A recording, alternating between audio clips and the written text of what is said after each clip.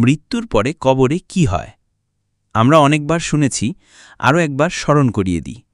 মানুষ যখন মারা যায় তখন তার সব কিছু এ দুনিয়াতে রেখে যেতে হয়, শুধু যায় তার আমল, অর্থাৎ তার ভালো মন্দ কাজ।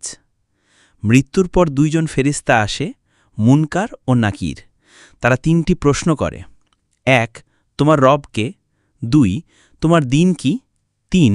এই ব্যক্তি নবী মুহাম্মদ সাল্লাল্লাহু আলাইহি ওয়াসাল্লাম কে? যদি উত্তর ঠিক হয়, কবর প্রশস্ত হয়, জান্নাতের দরজা খুলে যায়।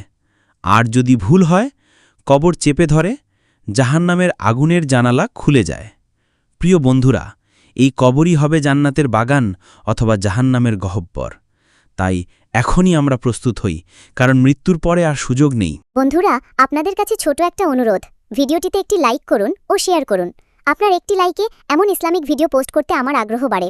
এবং ইসলামিক ভিডিও পেতে আই এম ইসলামিক ভয়েস এই ইউটিউব চ্যানেলটি সাবস্ক্রাইব করুন ও ফেসবুক পেজটি ফলো করুন।